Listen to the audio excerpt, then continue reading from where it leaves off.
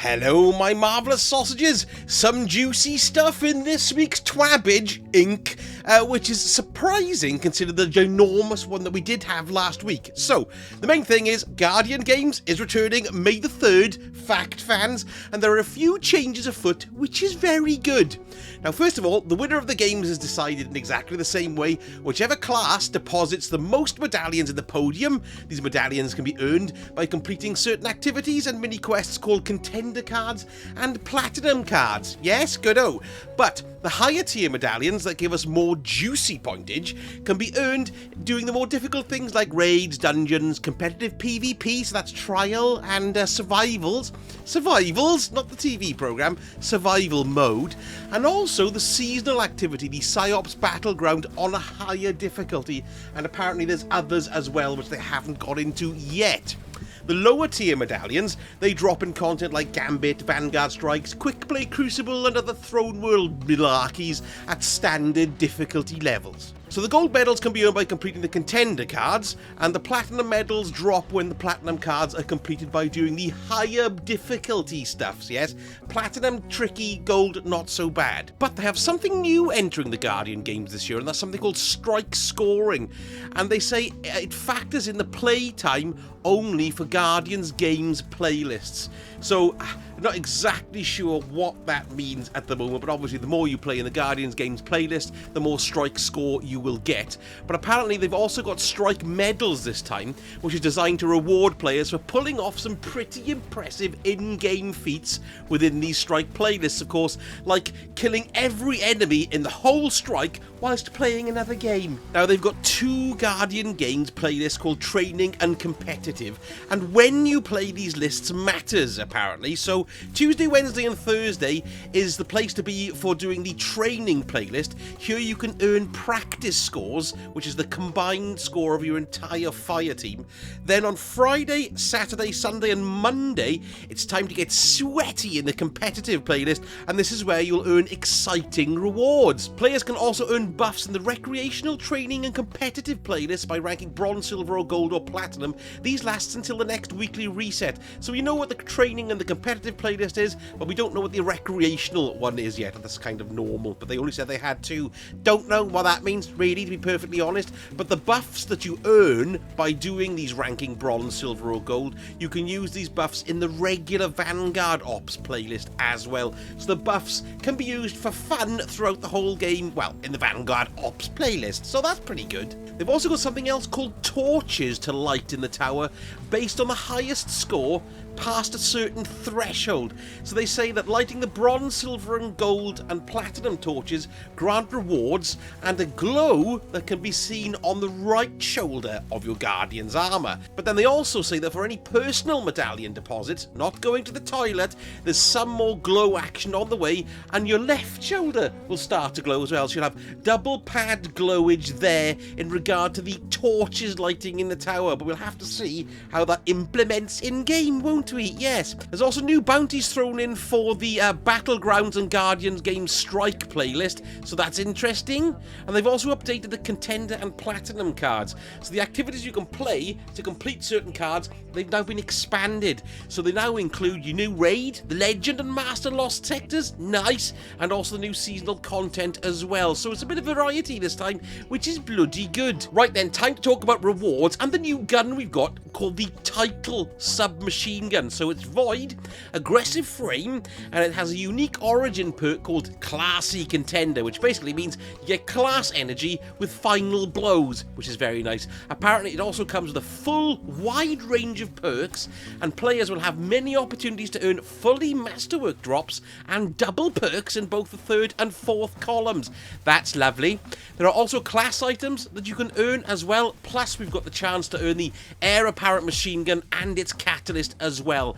This is great. I'd really try to get this if you haven't got it this season, because machine guns are getting a buff, so it'll be great come season 17. Here's another new thing as well. If you score in the top 10% at the end of the entire event, I'm in a rhyme then, you get a rather fetching new emblem. Look, there it is. Isn't it pretty? And you can parade around with it and rub other Guardians' noses in it, which is quite nice. So how they work it out is that they combine all your highest scores each week, add them together, and if it enters the top 10%, you'll be able to unlock a triumph, and that will give you that particular emblem. Then we go on to talk about class participation. This is interesting because they've shoved a graph up there which shows which Guardian class has been the most used since Witch Queen launch. So as you can see there, unfortunately Titans are the least used class, and now apart from a Spike crossover where Warlocks briefly overtook Hunters as the most popular, which was around March the 6th, I don't know what happened then, bound to be something to do with Void 3.0, the Hunters are the most used class, and as a result that means they're going to have a bit of an advantage in the Guardian games. But Bungie, as usual, have a notion on how to make this fairer. So this year, each team's score multiplier will start with whatever value they ended on during last year's festivities. Hang on, let me get my teeth back in. So the Titans being third most of the time. Sorry, Titans, they'll have the largest boost, so a bigger chance. Warlocks, the second most third places, will get a moderate boost, and then the Hunters being the best last season will have the smallest boost. Yes, but they've also given us a little added bonus as well, which includes a minor 4% bump to the multiplier for the class in second place, with a 10% bump for those in third place. So let's see what happens with this, whether or not we'll have one class suddenly surging to the front. Remember the last class, which was Titans, suddenly started winning loads, but then in the end they adjusted it and the Hunters did win. But we'll see. Complete change. That's finished with Guardian Games. We're going to go on and talk about the weapons now in Season 17, and they've revealed a few little odds and sods, which is really interesting. And the new ritual weapon for next season is a machine gun called the Chain of Command, and it does look rather spoffing if you ask me, and it's got some bloody lovely ornaments as well. We've got the Crucible ornament called the Mandated Artillery ornament, the Gambit one is called Insubordination ornament, and the Vanguard one is called Standard Regulation ornament. Well done, Vanguard. They've also gone on to list new playlist weapons coming, but there's no images of them as yet, so there's a few that we already are familiar with. So we've got the Riptide Fusion Rifle in Crucible, we've got the Deadweight Shotgun coming in Gambit, and the Strident Whistle Bow in Vanguard. Nice new bow, that's good. For the Nightfall drops, we've got a couple of familiar faces. We've got the Horror's Least Pulse Rifle, which is from the Dreaming City, of course, and then we've got the DFA Hand Cannon coming back as well. And then finally, in Trials of Osiris, we've got the Forgiveness Sidearm and the Burden of Guilt Fusion Rifle. The Messenger Pulse Rifle Sheora's Wrath will be leaving the Season 17 pool, never to be seen again. I don't know, I just made that bit up. So, Season 16's weapons will be shifting into the standard loot pools, with the Crisis Inverted Hand Cannon into Crucible, the Herod C into Gambit, and the Vanguard Shotgun, the Fortissimo 11 in the Strikes and all that lark. Now, I don't know if you remember voting on whether you wanted to be dinos or mechs. Bungie sent an email giving us the opportunity to vote, and just by voting, you got yourself a lovely emblem called the Broken Barrier emblem, and it says it's been added to accounts for players who participated in the vote. So you can find that in the General tab if you did that vote. So pop along to your General tab and have a little look and see if it's there. Other brief newsage, we've got a hotfix dropping next Tuesday, so Destiny 2 is going offline 15 minutes before reset next week, and then it'll come back online at the reset time, 6 o'clock here in the UK at the moment,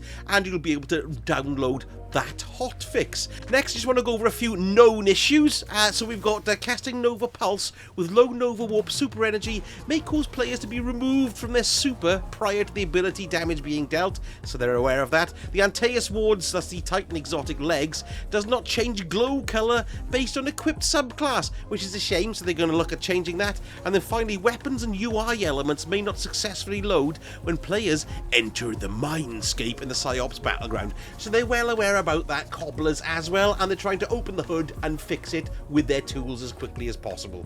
And of course, the rest of the Twab is the fine submissions for movies of the week and all those talented artists as well. So if you want to go and see this week's submissions, pop over and have a look at the Twab. And that's it for Twabbage this week. Second one of these that I've done, and I do rather quite enjoy doing them. I hope you find them useful, and if you do, give me a like and a subscribe, and let me know in the comments as well which class class you're going to be supporting during the Guardian Games. Me, I'm going Warlock this time. I was Titan last time, but Warlock all the way for me. Thank you so much for watching, and I shall speak to you all again very soon. Sausage out.